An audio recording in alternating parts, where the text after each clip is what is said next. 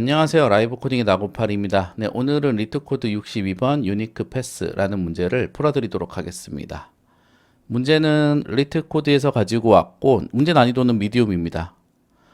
문제 설명 아주 심플하게 드리면 2차원 배열이 입력으로 들어오게 됩니다. n 곱하기 m이라는 그냥 어차피 사이즈만 중요한 거기 때문에 사이즈가 들어오게 되면 가장 왼쪽 레프트 탑에서 라이트 바텀까지 가게 될 건데 최단 거리로 가게 될 건데 가게 되는 경우의 수를 구해 주시면 되는 겁니다.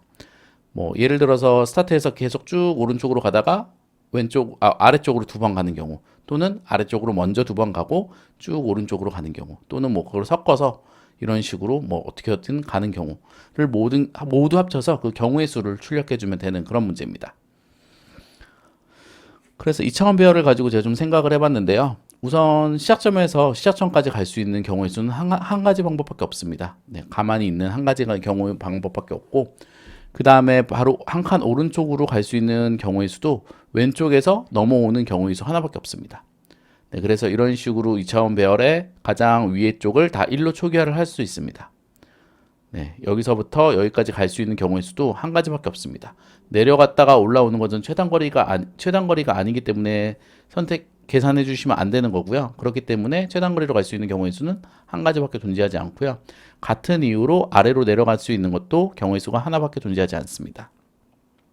여기 노란색 포인트의 경우의 수가 2라고 되어 있는데요. 이렇게 되는 이유는 위에서 내려오는 경우와 왼쪽에서 넘어오는 경우, 그래서 위에서 내려오기 전에 위에까지 우리가 계산한 경우의 수 1과 왼쪽에까지 계산해 놓은 경우의 수 1을 합쳐서 2가 되는 거고요. 똑같은 이유로 이 위치는 왼쪽의 경우의 수가 2, 위에 쪽의 경우의 수가 1이기 때문에 2를 더해서 3이 되게 됩니다. 그래서 한 줄을 쭉 채우면 2, 3, 4, 5, 6, 7이 되게 되고요. 그 다음에 세 번째 열의 첫 번째는 3이 되게 됩니다. 위에서 내려오는 경우가 2개, 왼쪽에서 오는 경우가 하나. 그 다음에는 3하고 3하고 더해서 6이 되는 거고, 그 다음에는 6하고 10하고 4하고 더해서 10이 되는 거고, 10과 5는 15, 15와 6은 21, 21과 7은 28, 이런 식으로 되게 됩니다. 네, DP식을 간단하게 써보면은 현재 위치를 구하기 위해서는 위에서 계산해 놓은 값과 왼쪽에 계산해 놓은 값을 더해 주시면 됩니다. 물론 여기서 이제 이 배열의 인덱스가 음수가 될 수가 있는데 그 부분은 예외 처리를 해 주셔야 됩니다. 네, 그래서 코드를 가지고 그 예외 처리를 하는 부분에 대해서 좀 더 설명을 드릴 거고요.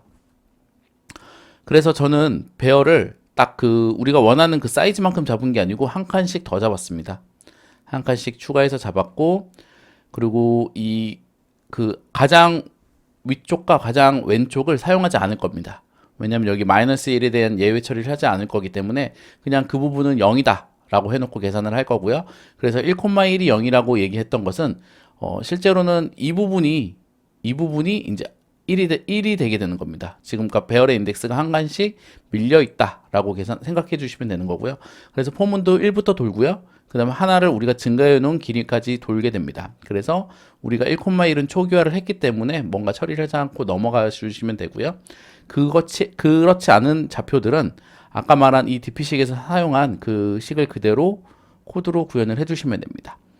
이렇게 되면 우리가 접근하지 못하는 부분은 0으로 들어오게 될 거고요. 접근할 수 있는 부분은 접근하는 그 해당하는 값을 가지고 오게 될 겁니다. 그래서 배열의 가장 마지막 값을 출력해주면 되는 그런 형태의 코드이고요. 네, 메모이제이션으로도 구현을 해봤습니다. 메모이제이션 역시 배열의 사이즈는 한 칸씩 다 증가를 시켜서 초기화를 했습니다. 마이너스 1로 초기화를 했고요. 왜냐하면 이것도 역시 마이너스 1에 대한 예외 처리를 하지 않기 위해서 배열을 조금 더 이용을 한 거고요. 그래서 솔브 함수에 nm을 넘기면은 그러니까 y가 0이거나 x가 0인 것은 실제로 존재하지 않는 공간이기 때문에 0을 리턴 시켜 주시는 거고요. 또는 x가 1이거나 y가 1이면은 아까 말한 그 가장 레프트 탑과 가장 레프트 쪽 또는 탑 쪽 라인이기 때문에 1을 출력해 주시면 되는 거고요.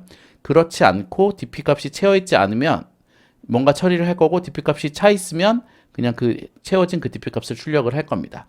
그래서 dp 값이 차 있지 않으면 현재 dp 값에다가 위에 있는 값에 계산된 결과와 왼쪽에 있는 계산된 결과를 더해서 현재 위치를 채워주고요. 현재 위치를 리턴 시켜주면 되는 그런 코드입니다.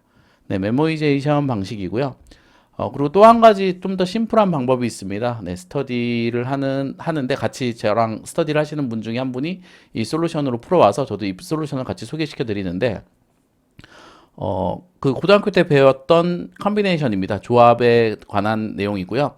우리가 결국에는 이 문제를 봤을 때 아래로 갈 수 있는 두 칸과 오른쪽으로 갈 수 있는 6칸의 경우의 수 중에서 총 8가지 경우 수에 우리가 뽑아야 되는 값은 총 8개가 나오게 되는 거고요.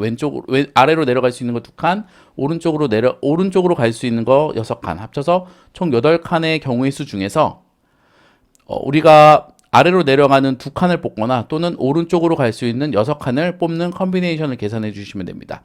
왜 2칸만 뽑고 6칸 둘 중에 하나를 선택해서 뽑냐면은 2칸을 뽑고 2칸을 아래로 내려오는 경우가 아닌 경우에서는 무조건 다 오른쪽으로 가는 경우다라고 생각을 해도 되는 거기 때문에 그런 식으로 계산을 해주시면 되는 거고요.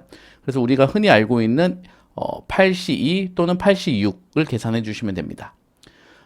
그리고 고맙게도 파이썬에는 컨비네이션을 계산해주는 코드가 있습니다. 그래서 n과 m을 더하고 마이너스 2를 해주시고 그게 이제 여기서 한 칸이 빠지고 여기서 한 칸이 빠지기 때문에 마이너스 2를 해줬고요. 그 다음에 n-1을 하거나 n-1을 해주시면 됩니다. 네, 그럼 이제 컨비네이션을 이렇게 출력을 해주시면 정답이 나오는 것으로 확인할 수가 있고요.